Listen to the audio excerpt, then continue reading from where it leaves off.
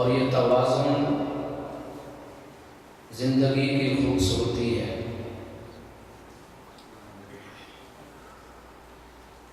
جس درجے کی ہوا دنیا کو چاہیے تھی، اللہ تعالیٰ نے اسی نسبت سے اس دنیا میں ہوا رکھی ہے، اور جتنا زمین میں پانی کی ضرورت تھی اللہ تعالیٰ نے اس مقدار سے اس دنیا کو پانی دیا۔ اور اسی طرح دن اور رات کی تقسیم میں بھی ایک توازن ہے۔ انسان اگر اپنے آپ پر غور کر لے تو اللہ رب العزت نے انسان کی تخلیق بڑی ہی خوبصورت کی ہے۔ انسان کی آنکھیں جہاں لگنی تھیں اللہ تعالیٰ نے وہیں فٹ کی۔ ناک، زبان، منہ، چہرہ، بازو، ٹانگیں، سر، یہ سارے کا سارا سسٹم اللہ تعالیٰ نے اس سارے جسم کے اندر ایک توازن رکھا ہے، ایک پوری ترتیب ہے۔ اگر یہ توازن بگڑ جائے جسم میں، جسم بیمار پڑ جاتا ہے۔ آنکھ ہماری ایک اوپر ہوتی ایک نیچے ہوتی، انسان بھدا لگتا، بدصورت لگتا۔ اسی طرح اگر ہوا زیادہ بڑھ جاتی انسانوں کے لیے نقصان دہ تھی، دن رات سے زیادہ ہوتا اور رات دن سے زیادہ ہوتی تو انسان کے لیے تکلیف دہ ہے۔ تو زندگی کی خوبصورتی جو ہے وہ توازن میں ہے۔ توازن جس چیز کا بگڑ جائے گا وہ چیز ختم ہو جاتی ہے، تباہ و برباد ہو جاتی ہے۔ انسان کی اپنی باڈی اور جسم ہے، اگر ہم ساری رات جاگتے رہیں، صرف دن کو 1-2 گھنٹے سوئیں تو صحت کا توازن بگڑ جائے گا۔ اللہ تعالیٰ نے رات کو سونے کے لیے بنایا۔ ایک انسان 24 گھنٹے کام کرے، بالکل نہ سوئے، تو اس کی جو صحت کا توازن ہے وہ ختم ہو کر رہ جائے گا۔ اگر رات کو سوتا رہے، دن کو بھی سوتا رہے، تب بھی اس کا توازن بگڑ جاتا ہے۔ انسان صرف سکون کرے، کام کوئی بھی نہ کرے تو بیماریوں کی وہ آماج گاہ بن جاتا ہے۔ تو ہم انسان غور کریں، اس دنیا میں اللہ رب العزت نے جو چیز بنائی ہے اس میں ایک خوبصورتی ہے، اس میں ایک ترتیب ہے، اس میں ایک توازن ہے۔ اگر یہ توازن اوپر نیچے ہو جائے تو زندگی بالکل بگڑ جاتی ہے۔ جس طرح کسی انسان کے پاس گاڑی ہو تو وہ اس کا میزان کراتا ہے، کیونکہ اگر اس کا میزان صحیح نہیں تو اس کا توازن روڈ کے اوپر صحیح نہیں رہتا، ایکسیڈنٹ کا خطرہ ہے۔ تو اللہ تعالیٰ نے جو یہ زندگی بنائی ہے یہ بڑی خوبصورت زندگی ہے اس وقت کہ جب اس میں توازن موجود ہو، انسان افراتفری کا شکار نہ ہو۔ اگر افراتفری کا انسان شکار ہو جائے تو پھر ایک سائڈ پہ وہ چلا جاتا ہے، مثلا گناہوں کی زندگی میں آ جائے اور پھر بڑھتا چلا جائے تو زندگی تباہ اور برباد اور آخرت بھی ختم۔ انسان صرف کمانے پر ہی لگ جائے، صرف یہی کام کرے اور کوئی کام نہ کرے تو پھر بھی زندگی کا توازن بگڑ جاتا ہے، اس کے اخلاق ختم ہو جاتے ہیں، اس کی نیکی، اس کی اچھائی، اس کی عبادت، ریاضت، سب کچھ ختم۔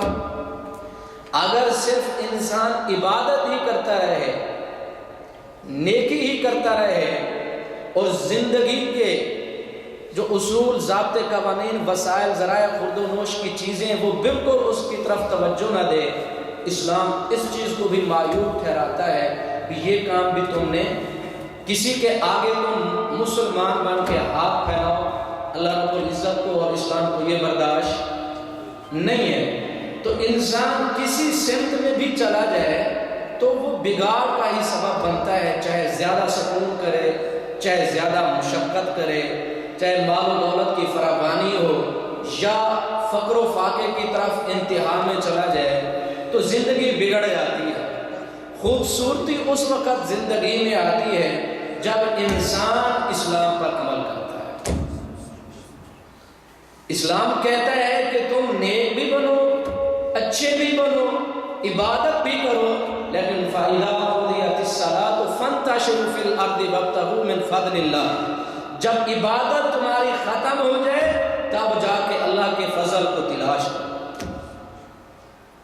مسلمان کی سوچ اور اس کی زندگی یہ نہیں ہوتی کہ میں نیک بن رہا ہوں، اچھے کام کر رہا ہوں، عبادت اور ریاضت کر رہا ہوں تو میں بیٹھا رہوں، کوئی محنت اور مشقت نہ کروں رزق کے لیے، تو اللہ تعالیٰ مجھے دیتا رہے گا، دے گا ضرور دے گا، لیکن جب انسان محنت اور مشقت کرے۔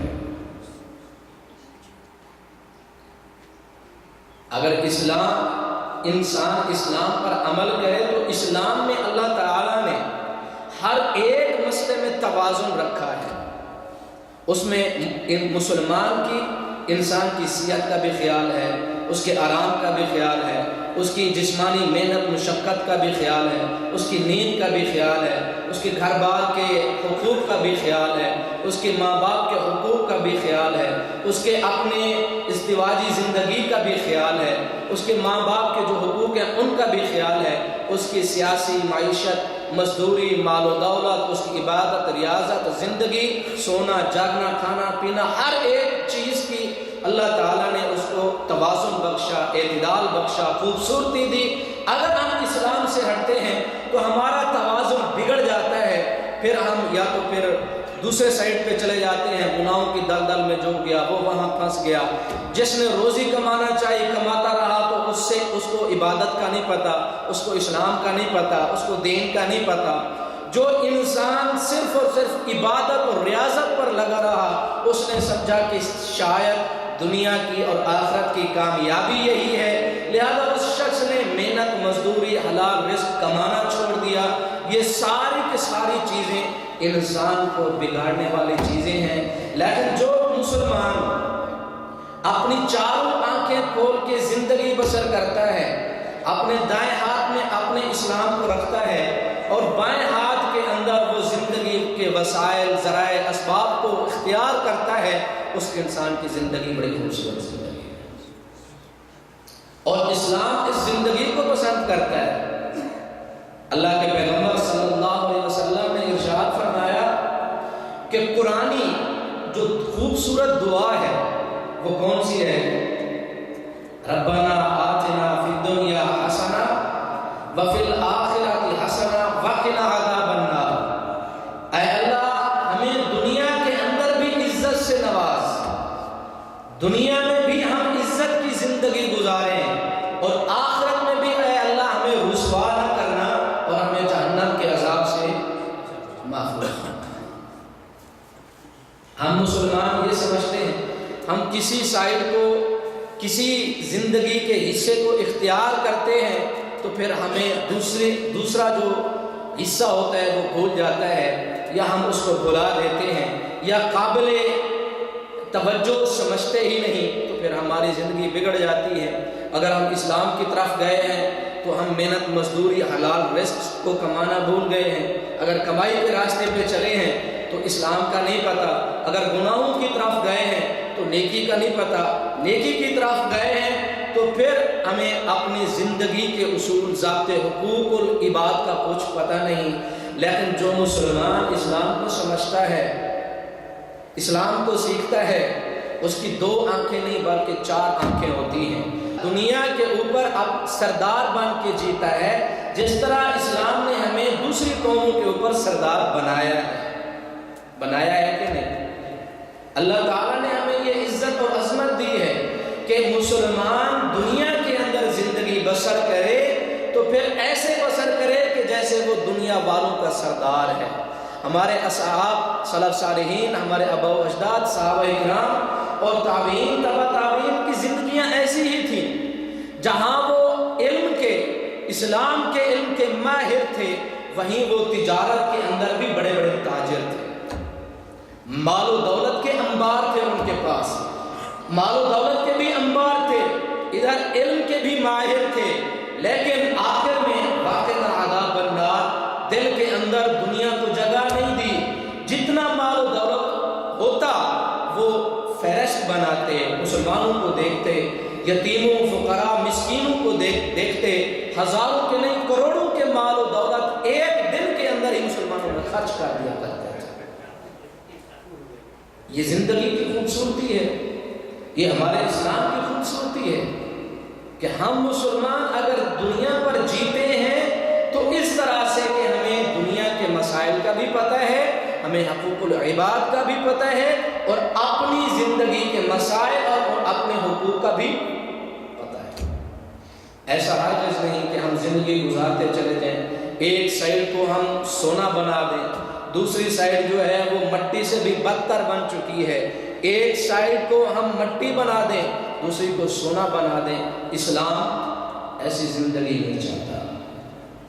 اسلام کے اندر ایک توازن ہے اور بڑی خوبصورت سا اعتدال ہے کہ اگر عبادت کرو تو حقوق العباد بھی ہیں، حقوق العباد پورے کرتے ہو تو معاشرے کے اندر مسلمانوں کا معاشرہ جو ہے مسکین یتیم غریب فقراء بھی ہیں، ان کی طرف بھی توجہ کرو، اور اسلام کا جو علم ہے جو ایک بہت بڑا اللہ تعالیٰ کی طرف سے خزینہ ہے وہ بھی تمہاری توجہ کا مستحق ہے، اور اپنے اسلام کی طرف دیکھو اور اس کو ترقی پر لے جاؤ۔ یہ ہرگز نہیں زندگی کا طریقہ ایک انسان ایک سائڈ پہ چلے اسی سائڈ پہ چلتا چلا جائے، اس کو پتہ بھی نہ ہو کہ حقوق العباد کیا ہیں، حقوق اللہ کیا ہیں، اسلام کیا ہے، دین کیا ہے، عبادت اور ریاضت کس چیز کو کہتے ہیں۔ اللہ رب العزت ارشاد فرماتے ہیں وَلَا تُؤْتُوا السُّفَهَاءَ أَمْوَالَكُمْ الَّتِي جَعَلَ اللَّهُ لَكُمْ قِيَامًا، کہ اپنے مالوں کی حفاظت کرو کہ جس مال کو ہم نے تمہارے لیے طاقت اور قوت کا باعث بنایا۔ قوت کا باعث ہے کہ نہیں؟ ایک مسلمان ایک بہت بڑا داعی ہو، اس کے پاس اسباب وسائل ذرائع نہ ہو، وہ اسلام کو پہنچا سکے گا؟ یہ اسلام کا مزاج نہیں ہے کہ ایک انسان اسلام کو پڑھے اور لوگوں کا محتاج ہو۔ اسلام کو ایسے لوگوں کی ضرورت نہیں ہے۔ اگر تمہارے اندر حمیت اور غیرت ہے، ایک مسلمانوں والا دل کے اندر جذبہ ہے، تو پھر اپنی کماؤ اور پھر اسلام کی ترویج کے لیے کام کرو۔ ایسا ممکن نہیں ایک انسان 8-10 سال جو ہے وہ اسلام پڑھے اور پھر لوگوں کی جیبوں کی طرف دیکھے۔ اسلام کو یہ پسند، اسلام میں بڑی غیرت اور حمیت۔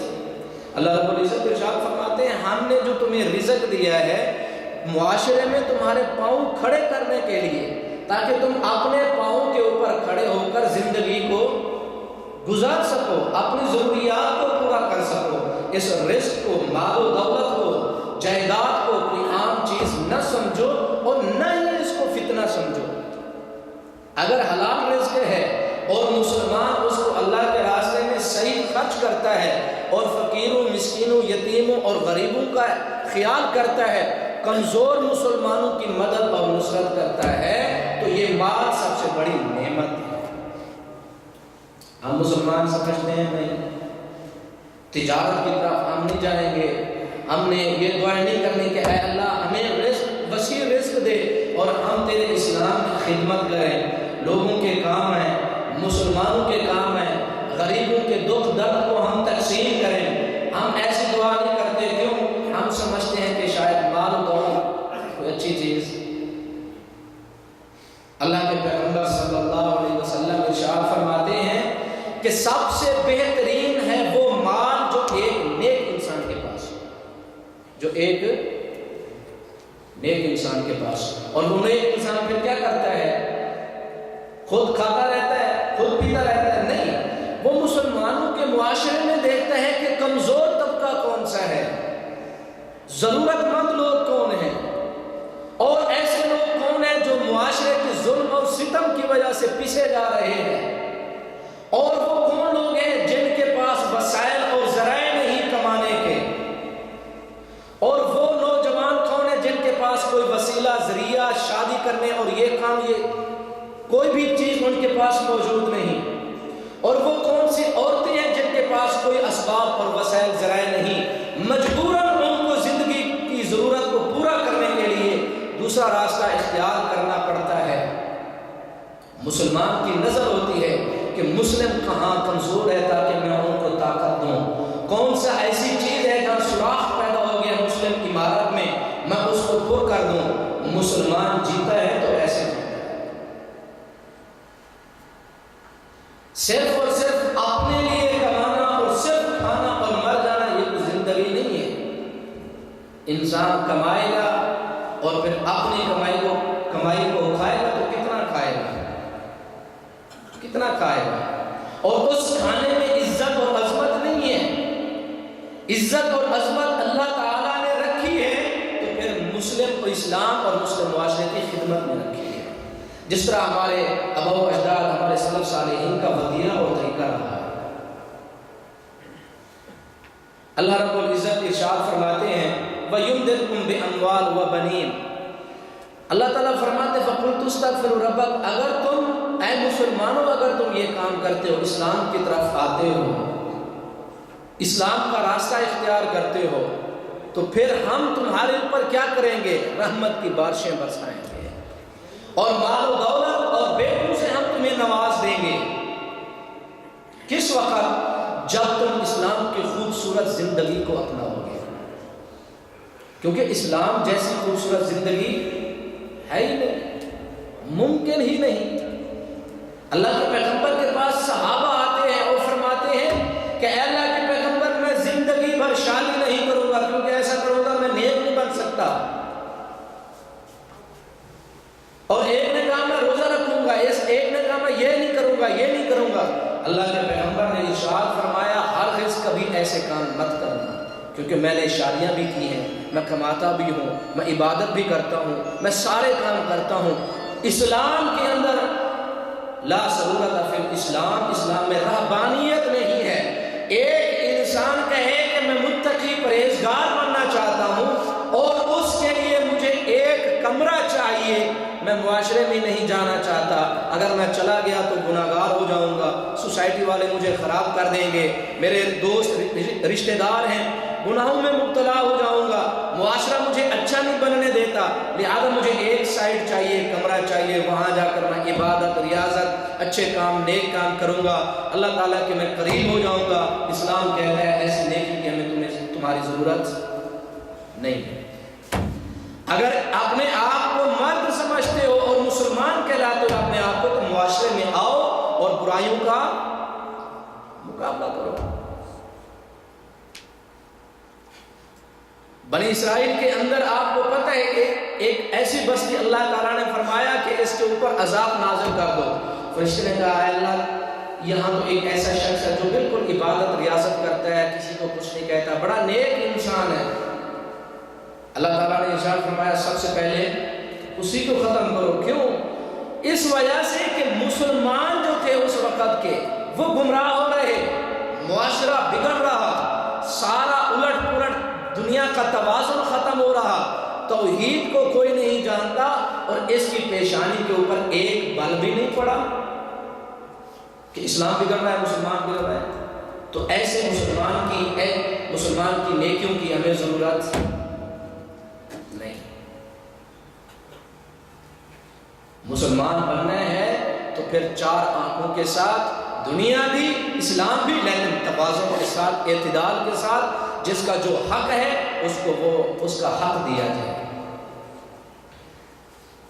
اللہ کے پیغمبر صلی اللہ علیہ وسلم ارشاد فرماتے ہیں وہ شخص شہید ہے جو اپنے مال کی حفاظت میں مارا گیا۔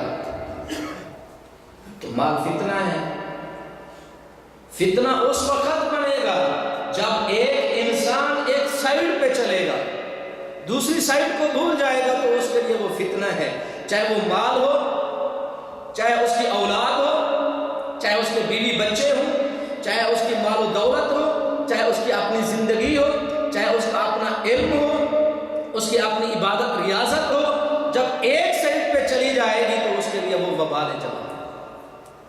مولانا رومی فرماتے ہیں کہ دنیا کس چیز کا نام ہے؟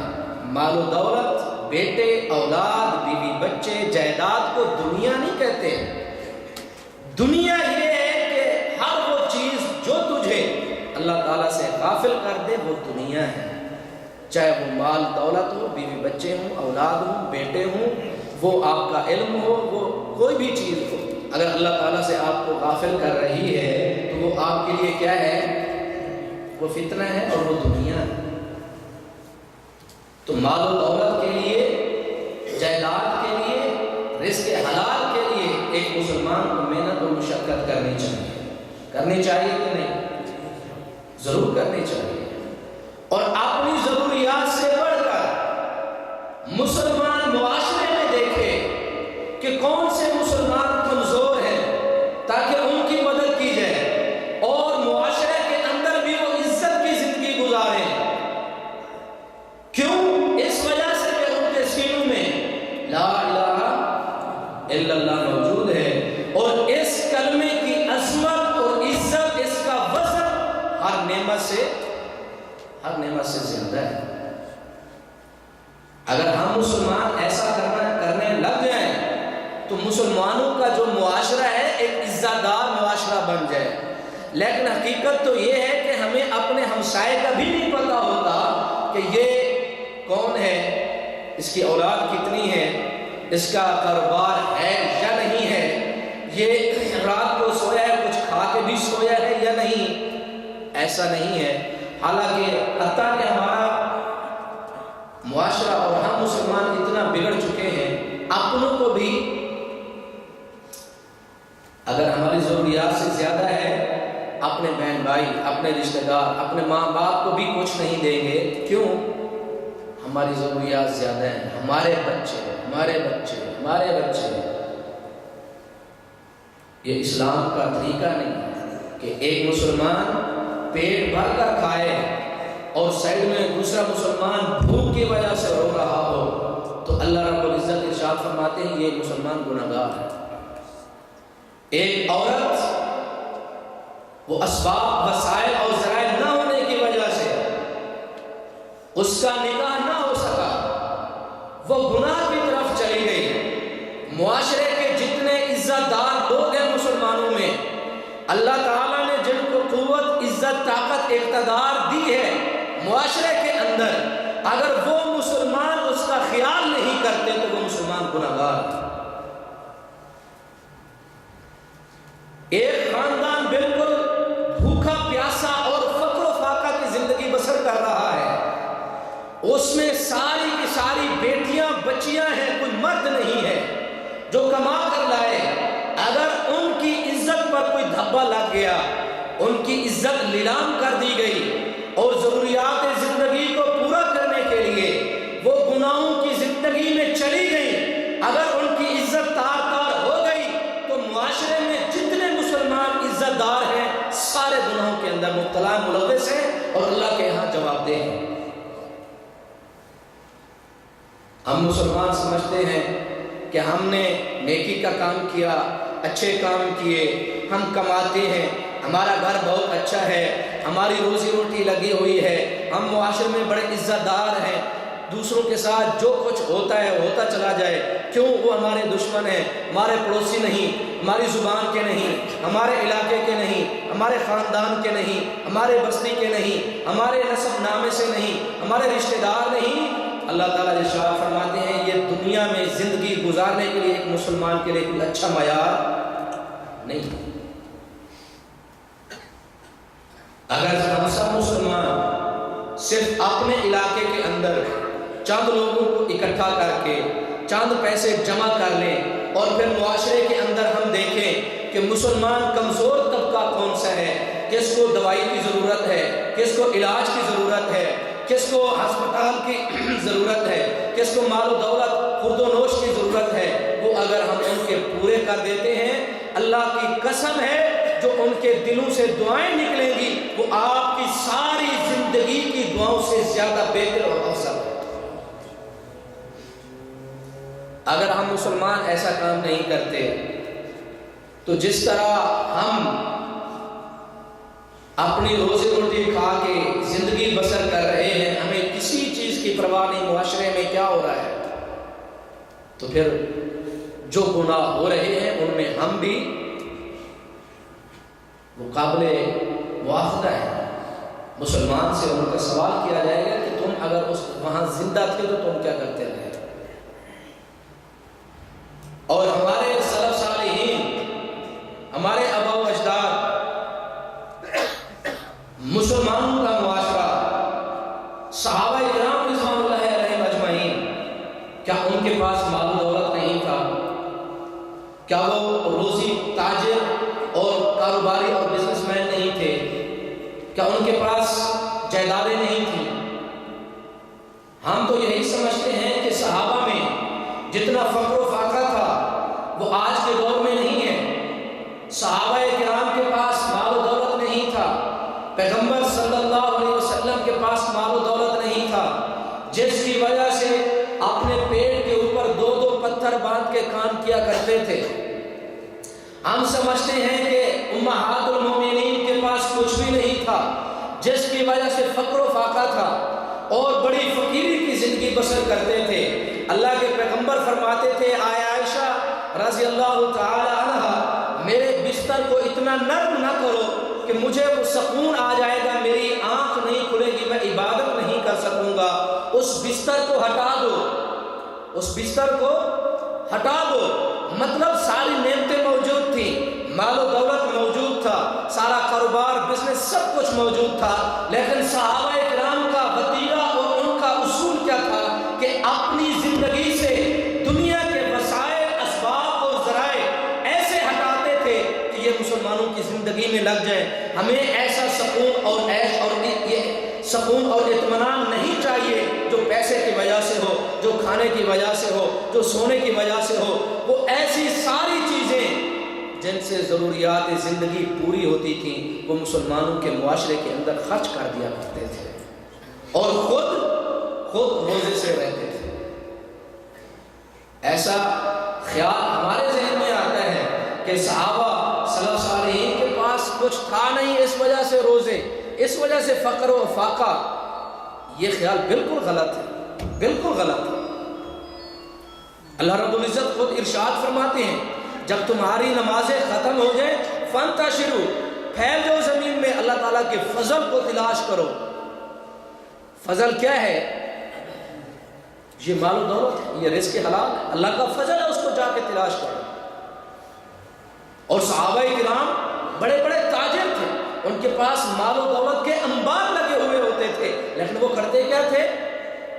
آئیے حضرت سعد بن ابی وقاص رضی اللہ تعالی عنہ، ان کے پاس بہت زیادہ مال و دولت تھا، بڑا باغ تھا، اور اللہ کے پیغمبر کو فرمانے لگے کہ اے اللہ کے پیغمبر، میں زندگی کے آخری ایام میں ہوں، میں چاہتا ہوں کہ یہ سارے کا سارا خرچ کر دوں اللہ کے راستے میں۔ اللہ کے پیغمبر نے ارشاد فرمایا، سب سے بہترین مسلمان ہے وہ جو اپنی اولادوں کو امیر کر کے اپنا ترکہ اور وراثت ان کے ہاتھ میں چھوڑ کے جائے، وہ مسلمان افضل ہے۔ لہذا سارے کا سارا اللہ کے راستے میں خرچ نہ کرو۔ حضرت عبد الرحمن بن عوف رضی اللہ تعالی عنہ عشرہ مبشرہ صحابہ میں ہیں جن کو جنت کی بشارت اللہ کے پیغمبر نے دی اور فرمایا یہ جنتی ہے، دنیا کے اوپر جنتی۔ اللہ کے رسول نے ان کو دنیا کے اوپر جنت کا سرٹیفکیٹ دیا، اور یہ صحابی رسول بہت بڑے تاجر اور بہت بڑے دولت مند انسان تھے۔ اللہ کے پیغمبر نے ارشاد فرمایا، اے صحابہ، میرا دل کرتا ہے کہ غلاموں کو آزاد کر دیا جائے۔ جب اللہ کے پیغمبر نے یہ ارشاد فرمایا تو حضرت عبد الرحمن بن عوف رضی اللہ تعالی عنہ نے اسی وقت 30 غلاموں کو آزاد کر دیا، اور فرماتے ہیں ایک غلام کی قیمت 2000 درہم تھی۔ ایک ہی مجلس میں کیا کر دیا؟ ان کو آزاد کر دیا، اور فرماتے ہیں کہ صرف جرف مقام کے اوپر ان کی جائیداد، ان کی زمین ہی اتنی تھی کہ 30 اونٹ صرف پانی نکالتے تھے سیراب کرنے کے لیے۔ یہ فقر و فاقہ نہیں ہے، لیکن صحابہ کی سیرت ایسی تھی کہ مال و دولت زندگی کے وسائل اور ذرائع اور یہ جائیدادیں ان کو جگہ دی تو دل میں نہیں دی، دل میں ان کو جگہ نہیں دی۔ وہ مسلمانوں کے معاشرے کے اوپر خرچ ہوتے تھے اور خرچ کر کے وہ سکون اطمینان حاصل کرتے تھے کہ ہم نے ایک بہترین کام کیا ہے۔ آج تو ہماری جیب سے واللہ ایک ریال نہیں نکلتا ہے۔ کسی کے پاس اگر 100 ریال ہے تو وہ کہتا ہے میرے پاس 200 ہو جائیں گے تو میں خرچ کروں گا۔ کسی کے پاس 1000 ہے، کہتا ہے 2000 ہوں گے تو میں خرچ کروں گا۔ کسی کے پاس 4000 ہے، کہتا ہے 8000 ہوں گے تب میں اس سے اتنا جو ہے وہ خرچ کروں گا۔ اللہ کی قسم، اسلام پہ اگر ایک انسان کا پسینہ جو ہے وہ لگتا ہے، اللہ رب العزت اس پسینے کو خون بنا کے اس کے جسم کے اندر دوڑا دیتے ہیں۔ ایک انسان کو صحت ملتی ہے کہ نہیں؟ ایک انسان اسلام کے لیے اپنا 1 ریال 1 روپیہ خرچ کرے، اللہ رب العزت ارشاد فرماتے ہیں تم مجھے ایسے نہ دو، میں تمہارے ساتھ تجارت کرتا ہوں، تجارت، اور میں تمہیں 1 روپیہ نہیں 700 سے بھی بڑھ کر، اس سے بھی بڑھ کر میں تمہیں واپس کر دوں گا۔ یہ تو ہماری اپنی سوچ ہے کہ ہم مسلمان اس کو نکالتے ہوئے سوچتے ہیں، محنت کرتے ہوئے سوچتے ہیں، اسلام کے راستے پہ چلتے ہوئے سوچتے ہیں، اسلام کو سیکھتے ہوئے سوچتے ہیں۔ مسلم معاشرے کے اندر پسا طبقہ اس کو دیکھتے ہی راستہ تبدیل کر لیتے ہیں، غریبوں کو سلام تک ہی نہیں کرتے۔ مسلمان جو غریب طبقہ اور پسا ہوا طبقہ، نادار طبقہ، جس کے پر وسائل اور ذرائع نہیں، ان کے ساتھ ہمارا رابطہ نہیں، وہ ہمارے رشتہ دار نہیں، ان کے ساتھ ہماری علیحد سلیحد کچھ بھی نہیں ہے۔ اللہ تعالیٰ فرماتے ہیں کہ جب تم ان کی عزت کرو گے تو میں بھی تمہیں عزت دوں گا۔ اللہ کے پیغمبر کے پاس آئے بڑے بڑے پنڈت، پوپ، سردار، چودھری آئے اور کہنے لگے اے اللہ کے پیغمبر، اگر آپ ہمیں دعوت دینا چاہتے ہیں، کچھ ہمیں پڑھانا سکھانا سمجھانا چاہتے ہیں، تو ہم یہ کہتے ہیں کہ جب ہم آئے تو یہ غریب لوگ آپ کے پاس نہ بیٹھے۔ اللہ کے پیغمبر نے ارشاد فرمایا ٹھیک ہے، سوچا کہ شاید یہ مسلمان ہو جائیں، شاید یہ آ جائیں اسلام کی طرف اور جہنم سے بچ جائیں۔ اللہ کے پیغمبر اس چیز پر بڑے حریص تھے کہ ایک انسان جہنم سے بچ جائے۔ اللہ کے پیغمبر نے فرمایا چلو ٹھیک ہے۔ حضرت عبداللہ ابن مکتوم رضی اللہ تعالی عنہ جانے لگے۔ عبس وتولی، یہ پوری کی پوری سورت کس لیے اتری ہے؟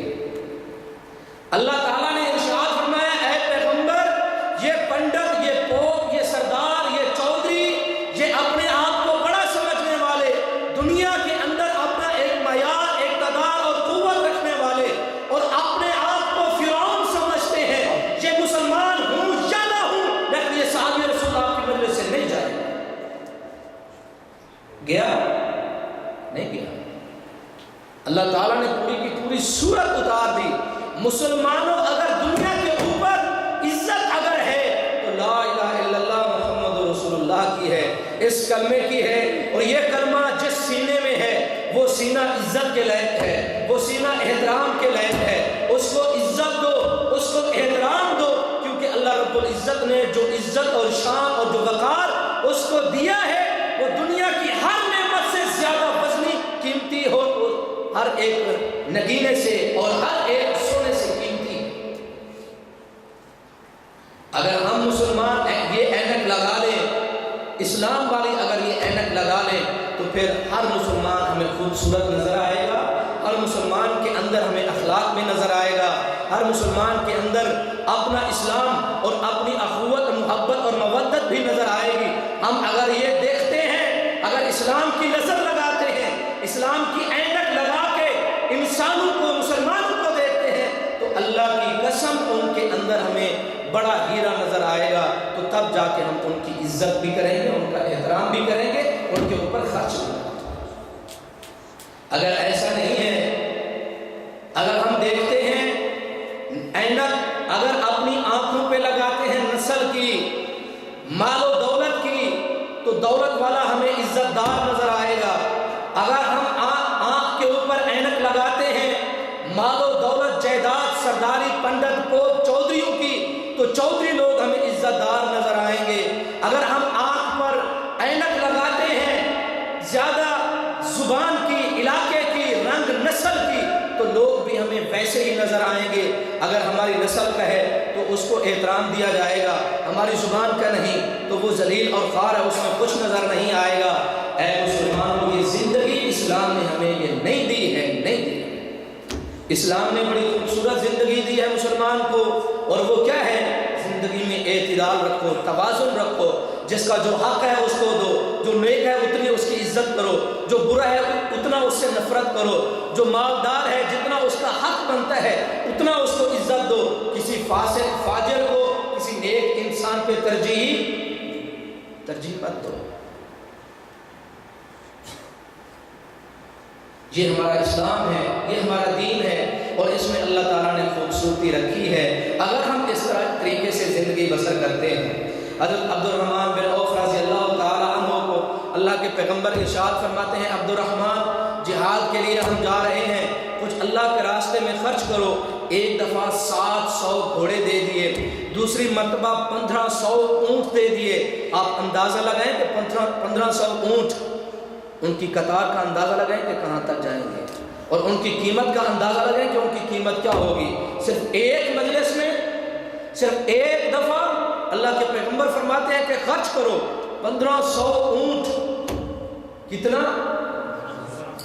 آج یہاں پہ جو بڑی مہنگی گاڑی ہے اس کی قیمت ہے 1 اونٹ، اور 1500 گاڑیاں، 1500 اونٹ۔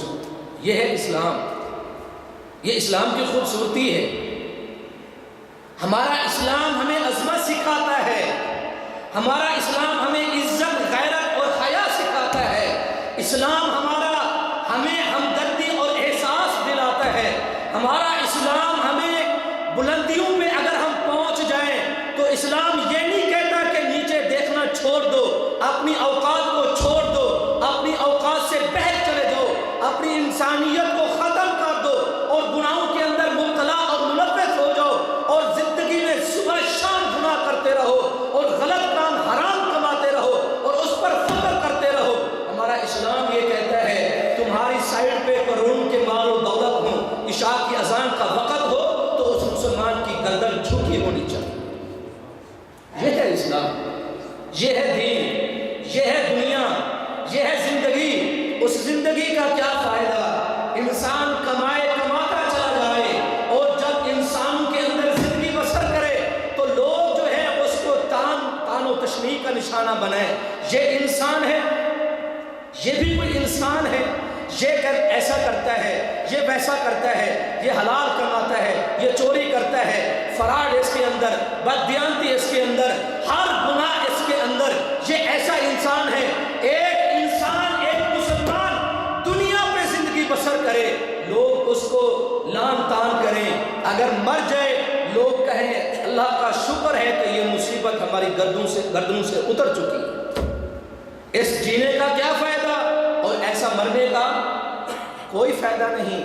مسلمان دنیا پہ اگر زندگی بسر کرے تو بڑے فخر کے ساتھ زندگی بسر کرے کہ الحمدللہ میں مسلمان ہوں، اور مرے تو پھر اس کو ایک اطمینان ہو، سکون ہو کہ میں مر رہا ہوں، الحمدللہ میں نے اچھی زندگی گزارنے کی کوشش کی۔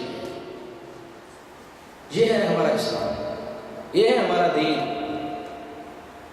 حضرت عبد الرحمن بن عوف رضی اللہ تعالی عنہ، آپ صلی اللہ علیہ وسلم ارشاد فرماتے ہیں، عبد الرحمن میں نے خواب میں دیکھا ہم سارے کے سارے جنت میں چلے گئے، لیکن تو لیٹ ہو گیا۔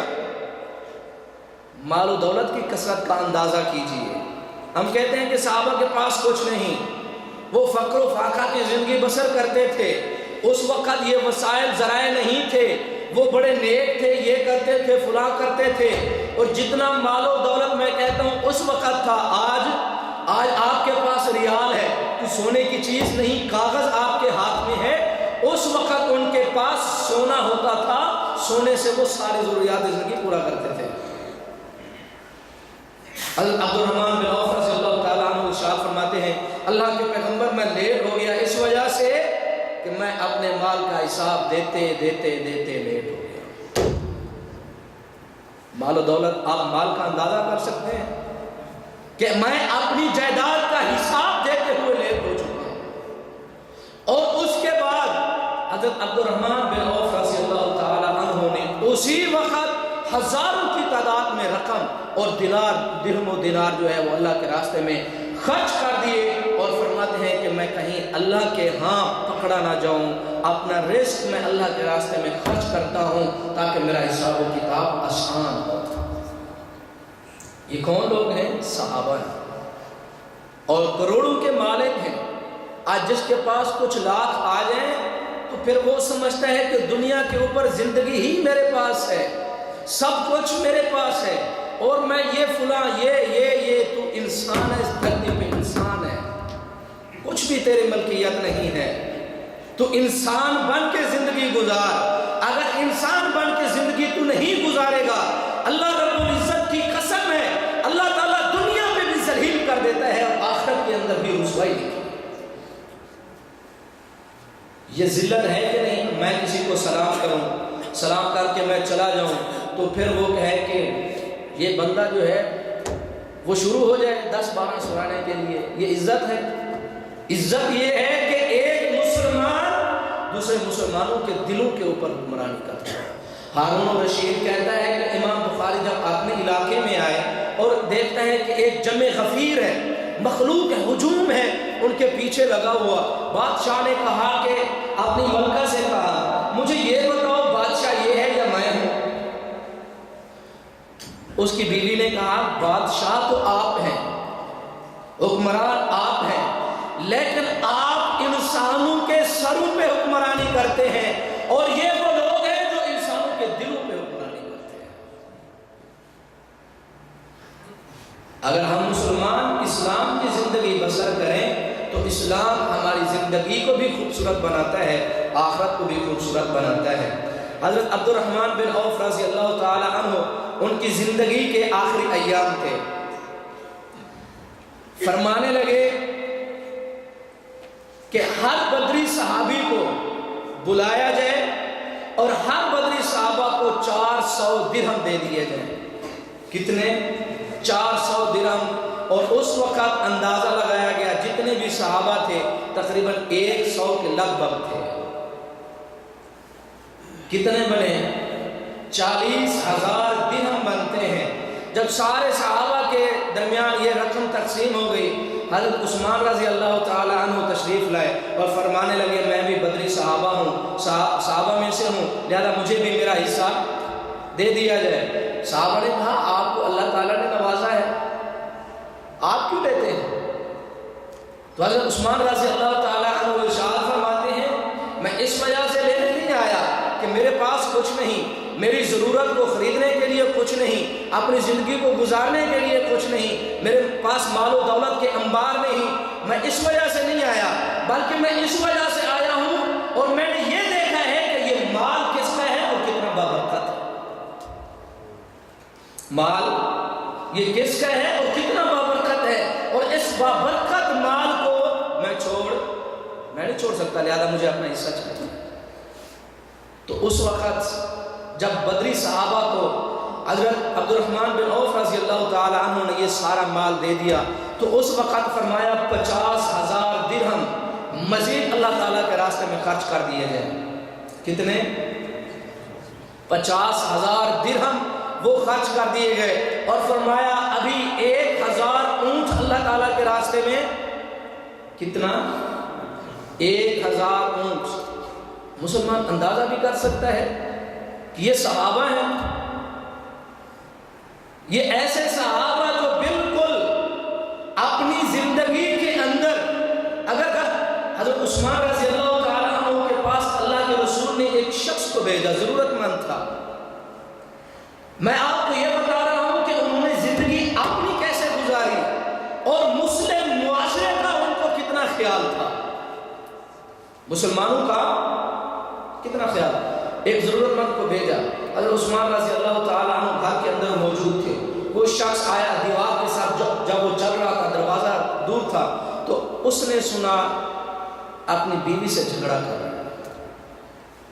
اور فرما رہے ہیں کہ رات تو نے جو کپاس کی وہ تیل میں چلائی جاتی ہے وٹ جو ہے اس کو آپ نے زیادہ موٹا کر دیا، کپاس زیادہ آپ نے ڈال دی، اس کپاس نے تیل زیادہ استعمال کیا ہے، تیل زیادہ لے لیا، آپ نے یہ کام کیوں کیا؟ کپاس زیادہ کیوں رکھی؟ تیل زیادہ خرچ ہو گیا۔ وہ شخص بحث سن رہا تھا، اس نے کہا میری ضرورت فلاں فلاں فلاں، اتنی میری ضرورت ہے، تو یہ تو جھگڑا ہو رہا ہے کپاس کی وجہ سے، یہ مجھے کیا دے گا؟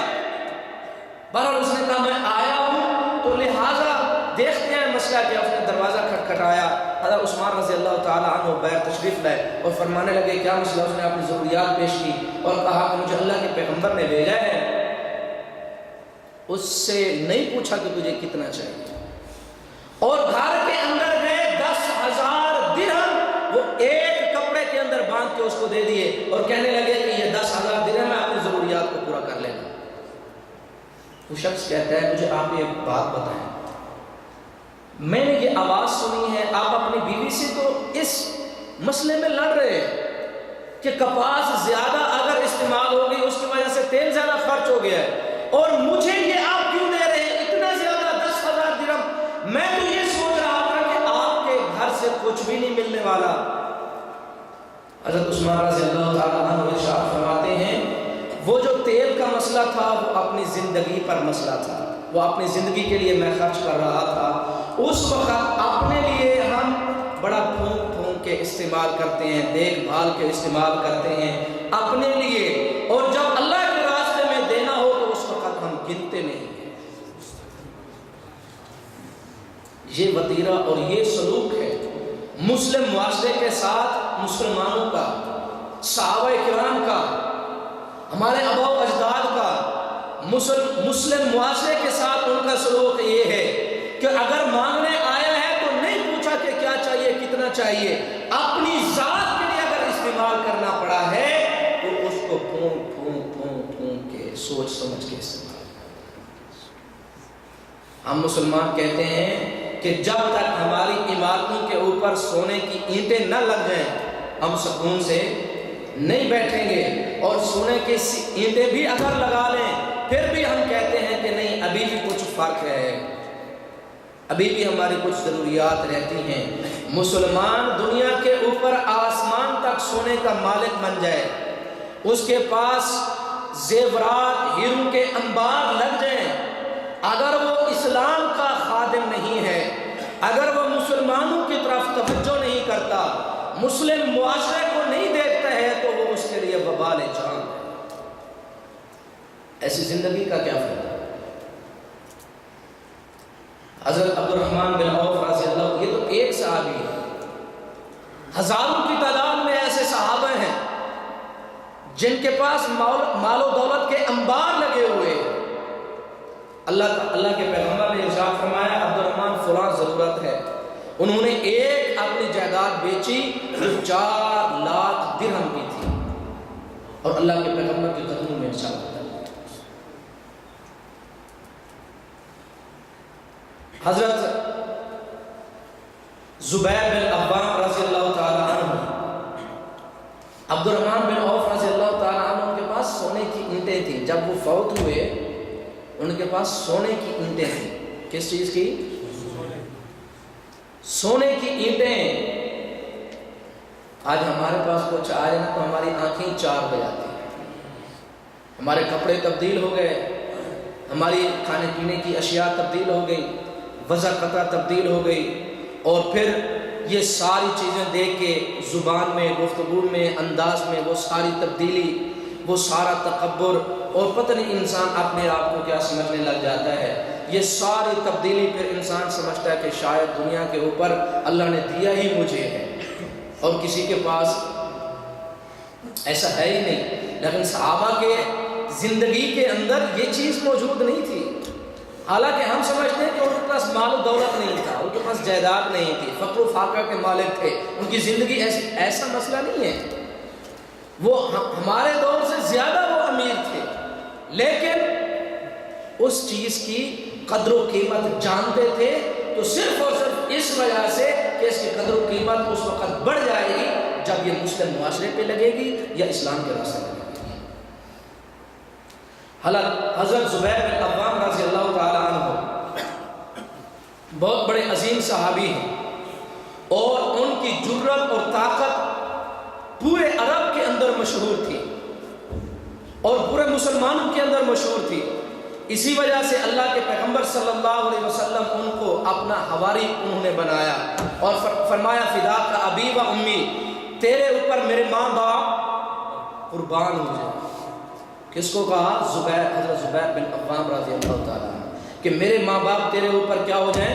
قربان ہو جائیں. کیوں؟ ان کی بہادری ہی اتنی تھی. کیا وہ صرف بہادر تھے، صرف تلوار چلانا جانتے تھے، یا پھر صرف عالم دین تھے، علم ان کے پاس تھا؟ نہیں، جس طرف جاتے تھے وہ ایک روشن ستارہ بن جاتے تھے. صحابہ نے جو زندگی کے راستے سارے، چاہے مال و دولت ہے، چاہے علم ہے، چاہے زندگی کی کوئی فیلڈ ہو، آپ جس فیلڈ کو اٹھا کر دیکھیں گے وہ روشن ستارے نظر آتے ہیں. آپ قضات پر دیکھیں، قاضی بنے ہیں تو عدل و انصاف کے جو واقعات اس وقت ہوئے وہ قیامت تک پھر ہونے والے. ہم سمجھتے ہیں کہ نہیں، ہم کھیتی باڑی میں لگے تو بس ہمیں اسی کا پتہ ہے اور زندگی کا کچھ علم نہیں ہے. اگر ہم بزنس مین ہیں تو ہمیں اسلام کا کچھ پتہ نہیں ہے. اگر ہم مسلمان ہیں، اسلام کو جانتے ہیں تو زندگی کے اصول، قانون، ضوابط اور تجارت کا یہ کسی چیز کو ہم نہیں جانتے. یہ زندگی کی افراط و تفریط جو ہے مسلمان کو بگاڑ دیتی ہے. مسلمان کی زندگی کا حسن یہ ہے کہ وہ اپنی زندگی میں توازن رکھے اور چار آنکھوں کے ساتھ زندگی جو ہے وہ بسر کرے. حضرت زبیر بن عوام رضی اللہ تعالیٰ عنہ صرف مدینہ کے اندر 11-12 مکان تھے ان کے جو کرائے پہ، اور بصرہ اور کوفہ میں بڑی بڑی کوٹھیاں ان کی موجود تھی. صرف ایک انسان، بڑی بڑی کوٹھیاں موجود تھی اور وہ کرائے پہ لگی ہوئی تھی.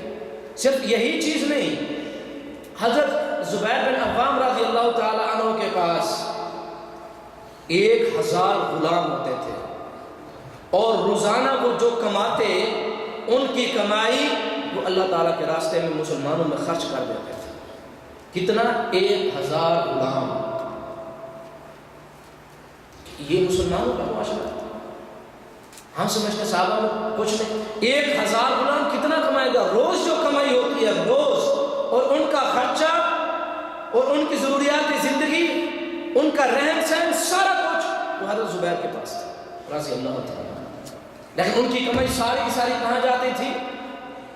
مسلمانوں میں، مسلم معاشرے کے اندر وہ خرچ کر دیا کرتے تھے. ایک دفعہ اللہ کے پیغمبر صلی اللہ علیہ وسلم نے فرمایا کوئی ضرورت تھی اور انہوں نے صرف ایک اپنی کوٹھی بیچی، 6 لاکھ درہم کی. کتنے؟ 6 لاکھ درہم صرف اور صرف ایک کوٹھی، اور وہ اللہ کے پیغمبر کو دے دی اور فرمایا اے اللہ کے پیغمبر آپ خرچ کر دیجیے، صرف ایک کوٹھی. اور اسی طرح مصر میں انہوں نے ایک زمین کا ایک ٹکڑا خریدا جو تقریباً 71 لاکھ درہم کا تھا. کتنا؟ یہ صحابہ غریب ہیں، ان کے پاس کچھ نہیں تھا. 71 لاکھ درہم کتنا بنتا ہے اندازہ کر سکتا ہے ایک مسلم. اور ہم آج کہتے ہیں کہ ہمارے پاس اربوں کے ہیں، ہمارے پاس ہمارے ملکوں کا جو بجٹ ہوتا ہے وہ اربوں میں ہوتا ہے. کسی کا 40 ارب، کسی کا کچھ اربوں میں. اتنا ایک ملک کا بجٹ وہ صرف ایک صحابی رسول کی مال و دولت تھی، ایک ملک کا بجٹ. ہم کہتے ہیں کہ صحابہ غریب تھے، کہاں تھے؟ غربت اگر تھی تو ان کی اس وجہ سے تھی کہ آخرت کے اندر ہم کامیاب ہو گئے. ان کی زندگی کا طور طریقہ تھا تو وہ یہ کہ اپنی زندگی کے لیے وہ اتنا خرچ اور استعمال نہیں کرتے تھے. اگر کرتے تھے تو ان کی زندگی کے اندر کبھی تکبر، کسی مسلمان کو حقیر جانا، کسی مسلمان کو فقیر. حضرت بلال رضی اللہ تعالی عنہ کو حضرت امیر المومنین حضرت عمر رضی اللہ تعالی عنہ کیا ارشاد فرماتے تھے؟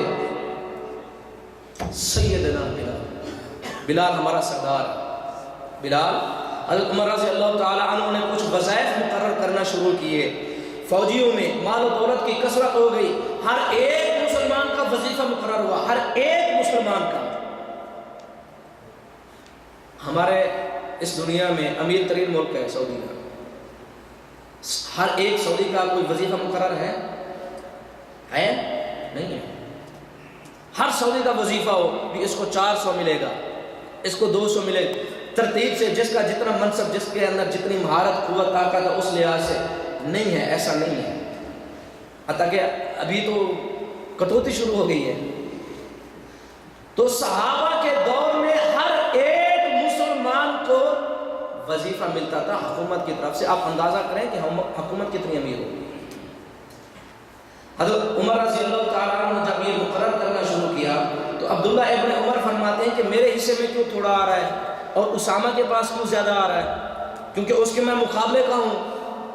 جو کام اس نے کیے میں نے بھی کیے، جن لڑائیوں میں وہ شریک ہوا میں بھی شریک ہوا، تو میرے پاس اتنا دولت جو ہے وہ کم ہے، میرا وظیفہ کم ہے، ان کا زیادہ کیوں؟ حضرت عمر رضی اللہ تعالیٰ عنہ نے ارشاد فرمایا اس کو اس وجہ سے زیادہ دیا کہ آپ صلی اللہ علیہ وسلم اسامہ سے تجھ سے زیادہ محبت کرتے تھے. یہ مسلمانوں کا معاشرہ. ہم سمجھتے ہیں کہ نہیں، جو ہماری نسل، ہماری زبان، علاقہ، اللہ کی قسم مسلمانوں ان چیزوں کے اندر عزت نہیں ہے مسلمان کی. چاہے وہ زندگی دنیا کے اندر یہ گزارتا چلا جائے، مال و دولت کے انبار تیرے پاس لگ جائے، اللہ کی قسم یہ عزت نہیں ہے، یہ شان نہیں ہے مسلمان کی. اگر عزت اور وقار ہے تو مسلمان کے اخلاق میں، مسلمان کی سیرت میں، مسلمان کے کردار میں، اس کی عاجزی اور انکساری میں اللہ رب العزت نے جو عظمت رکھی ہے وہ کسی اور چیز میں نہیں رکھی. ہمارے معیار تبدیل ہو چکے ہیں، ہمارے جو زندگی کا اعتدال ہے وہ ختم ہو چکا ہے، ہمارا توازن بگڑ چکا ہے، ہماری زندگیاں جو ہے ان کے اندر فساد بہت زیادہ آ گیا ہے. وجہ ہم اپنے اسلام کو سمجھتے نہیں. اگر سمجھتے ہیں تو ہمارے چہرے کے اوپر اینک وہ مختلف لگی ہوئی ہے، کبھی رنگ کی، کبھی نسل کی، کبھی علاقے کی، کبھی مال و دولت کی، کبھی حیث کی، کبھی لالچ کی، کبھی طمع کی، کبھی فلاں فلاں فلاں. اسلام کی لگاؤ اسلام کی تو تمہیں دنیا بڑی خوبصورت نظر آئے گی. حضرت زبیر بن عوام رضی اللہ تعالی عنہ فرماتے ہیں ان کے مقروض تھے، جب فوت ہوئے مقروض تھے وہ اس وجہ سے کہ جب مسلمان آتے تھے مثال کے طور پر ان کے پاس نقدے نہیں تو مسلمانوں کو یہ کہتے تھے کہ یہ جتنا تو نے مجھ سے مانگا میرے اوپر تیرا قرض ہو گیا. کیا ہو گیا؟ ان سے لیا نہیں. مسلمان نے مطالبہ کیا کہ مجھے 500 درہم چاہیے، تو جب نہیں ہوتے تھے پاس فرماتے تھے یہ میرے اوپر کیا ہے؟ تیرا قرض ہے. اسی طرح بڑھتے بڑھتے وہ بہت زیادہ ہو گیا. جب فوت ہو گئے لوگ اکٹھے ہو گئے بھی اس نے میرا بھی قرض دینا ہے، اس نے میرا قرض دینا ہے، میرا قرض دینا ہے. ان کے بیٹے فرماتے ہیں کہ جب ہم نے صرف ایک جائیداد کو تقسیم کیا تو وہ جائیداد 5 کروڑ درہم کی بکی. کتنی؟ 5 کروڑ درہم کی. اور مسلمانوں کے وہ قرضے ادا کیے گئے. وہ قرضے کون سے قرضے تھے؟ قرضہ لیا تھا؟ نہیں. جس مسلمان کو ضرورت ہوتی تھی فرماتے تھے یہ میرے اوپر قرض ہے اور یہ میں تیرا قرضہ اتار کر رہا ہوں. اور 4 سال تک جب فوت ہوئے تو 4 سال تک یہ اعلان ہوتا رہا کہ زبیر سے اگر کسی نے اپنی رقم لینی ہے تو وہ لے جائے. اور وہ قرض کون سا ہوتا تھا؟ وہ بھی اللہ کے راستے میں خرچ والا، یہ نہیں کہ پہلے سے لیا ہوتا تھا. اور ان کے بیویوں کے اندر جو جائیداد تقسیم ہوئی، آپ کو پتہ ہے بیوی کا کتنا حصہ ہوتا ہے؟ وراثت میں بیوی کا کتنا حصہ ہوتا ہے؟ ہاں یہ بڑا ہوتا ہے. جائیداد میں حصہ کتنا ہوتا ہے؟ 8واں حصہ ہوتا ہے. اس 8ویں حصے میں یعنی اگر 10 روپے ہیں تو اس بیوی کو کتنا ملے؟ 8 روپے ہیں تو بیوی کو کتنا ملیں گے؟ صرف 1 روپیہ. تو اس کو 3 بیویاں تھیں، ہر بیوی کو 10 لاکھ ملے. 10 لاکھ ملے. 8واں حصہ تو یہ تھا، تو باقی جائیداد کتنا ہوتا ہے؟ حضرت انس بن مالک رضی اللہ تعالیٰ عنہ وہ جب علاقے میں جاتے جہاں چراگاہیں تھیں، جب ان علاقوں میں جاتے تھے تو بڑے بڑے ریوڑ جو ہوتے تھے وہ دیکھتے تھے کہ یہ اتنا ریوڑ بکریوں کا، یہ اتنا بڑا ریوڑ ہے، شاندار ریوڑ ہے، یہ کس کا ہے؟ تو جو وہ چرواہ ہوتے تھے وہ کہتے تھے یہ انس بن مالک کا ہے، یہ کس کا ہے؟ اور اتنے بہت زیادہ غلام دیکھتے تھے، اور زمین و جائیداد جہاں جاتے فرماتے یہ کن کی جائیداد ہے؟ اور وہ فرماتے یہ انس بن مالک کی ہے، پوچھتے خود ہے۔ یعنی ان کو اندازہ ہی نہیں تھا کہ ان کے پاس جائیداد کتنی ہے، بکریاں کتنی ہیں، غلام کتنے ہیں، کوئی تعداد کا پتہ ہی نہیں ہوتا۔ یعنی اللہ تعالیٰ نے اتنا دے رکھا تھا کہ ان کی گنتی میں بھی نہیں آتا تھا، اور پتہ بھی نہیں ہوتا یہ ریوڑ بھی میرا ہے، یہ غلام بھی میرا ہے، یہ فلاں آدمی بھی یہ میرے لیے کام کرتا ہے، پتہ بھی نہیں ہوتا تھا۔ تو مال و دولت کا اندازہ کیا جا سکتا ہے؟ اللہ کے پیغمبر نے ان کو دعا دی تھی کہ اے اللہ انس کی اولاد میں بھی برکت دے اور اس کے مال کے اندر بھی برکت دے۔ اور تقریباً ان کے 80 بیٹے تھے، کتنا؟ اور 100 سے زیادہ ان کے پوتے نواسے فلاں سارے یہ تھے۔ ہم مسلمان سمجھتے ہیں، ایک عالم دین کی تقریر کر رہا تھا، اس نے کہا کہ میں نے 2 شادیاں کی ہیں، اللہ کی رحمت ہوئی تو 2 اور کروں۔ تو سامنے والے ہنسنے لگے، جس طرح آپ مسکرائے ہیں کہ مولوی صاحب جو 2 شادیوں کی بات کرتا ہے، تو یہ کیا چیز ہے؟ اصل میں وہ بتا کیا رہے تھے؟ بتا یہ رہے تھے کہ جب میں ان کو کہوں گا تو ان کا ریئیکشن کیا ہے، رد عمل کیا ہے، یہ کہتے کیا ہیں مسلمان۔ جس طرح آپ مسکرائے وہ بھی مسکرا پڑے۔ اور اس نے کہا کہ یہ جو چیز ہے اللہ تعالیٰ نے قرآن کے اندر کیا ارشاد نہیں فرمایا مثنی و ثلاث و رباع، 2 3 شادیاں؟ کبھی آپ کو یہ کہا گیا کہ نماز پڑھو، فرض نماز، آپ مسکرائے؟ نہیں نہ مسکرائے۔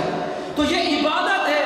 تو کفار جو ہے وہ کس چیز کا مذاق اڑاتے ہیں؟ ہمارے اسلام کے ایک مسئلے پہ وہ ایک لمبی تمہید باندھ کے اور کہتے ہیں دیکھو مسلمان جو ہے اتنی عورتیں شادی، اتنی بیٹے، اتنا فلاں۔ اللہ کے پیغمبر فرماتے ہیں کہ قیامت کے روز اس مسلمان کی گردن سب سے اونچی ہوگی جس کی اولاد زیادہ ہوگی۔ کہ کیا اسلام ہمیں یہ سکھاتا ہے کہ شوق کرو عورتوں کا؟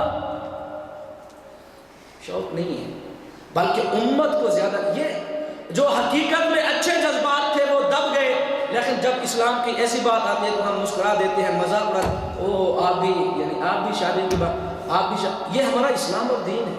ہمارا مزاج کیا بن چکا ہے، ہماری سوچ کیا بن چکی؟ اپنے اسلام میں ہم خود مذاق بنے ہوئے، خود مذاق کر رہے ہیں اس کے اوپر۔ کچھ اسلام کو ہم نے مذاق بنا دیا، کسی پر ہم نے عمل نہیں کیا، کسی کا ہمیں پتہ نہیں، اور جس پر عمل کیا اس میں ہماری توجہ نہیں۔ تو اگر ایسا سلسلہ ہو جائے، مسلمان کو سمجھنا چاہیے یہ اللہ کا حکم عبادت ہے، لیکن اس کے باوجود بہت سارے اسلام کے ایسے کام ہیں ہم سن کے ہی ان کے اوپر تبسم فرما دیتے ہیں، وہ دیکھو یار یہ کام ہو گیا۔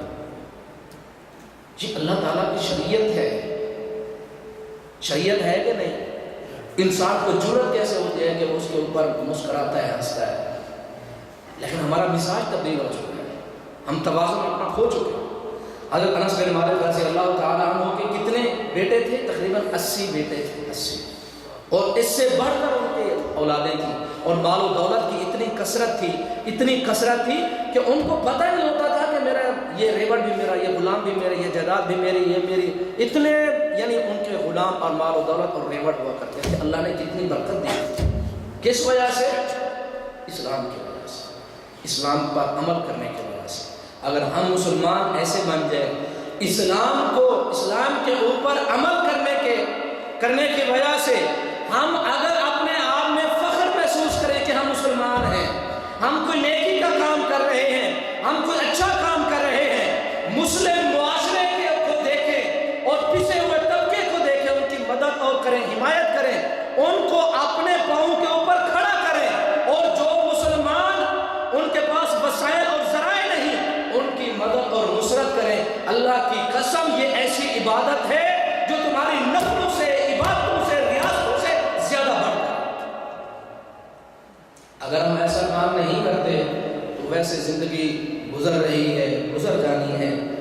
ایک مسلمان نصیب والے جو ہے وہ اپنا کام کر رہے ہیں، نصیب والے، قسمت والے وہ اپنا نصیب اور قسمت اور اپنا حصہ جو ہے وہ لے رہے ہیں، لیکن عظمت اور عزت اور احترام کے لائق ہے وہ مسلمان جو مسلمان کا خیال کرتا ہے، اپنے اسلام کا خیال کرتا ہے، مسلم معاشرے کا خیال کرتا ہے، سلام ہے اس کی عزت کو، احترام کو، اس کے مال کو، اس کی محنت اور مشقت کو، جو مسلم کی حفاظت بھی کرتا ہے، اس کی عزت کی دیکھ بھال کرتا ہے، اور معاشرے کی دیکھ بھال کرتا ہے۔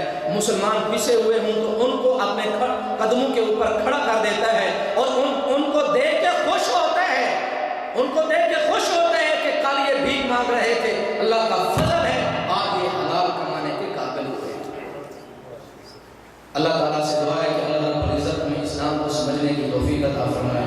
اللہ تعالیٰ سے ہم دعا کرتے ہیں کہ اللہ رب العزت نے ہمیں یہ نعمت دی ہے، اس کی ہمیں اللہ تعالیٰ قدر کرنے کی توفیق عطا فرمائے، اور جو کچھ ہم سمجھتے ہیں اللہ تعالیٰ اس پر عمل کرنے کی توفیق عطا فرمائے۔ وما علینا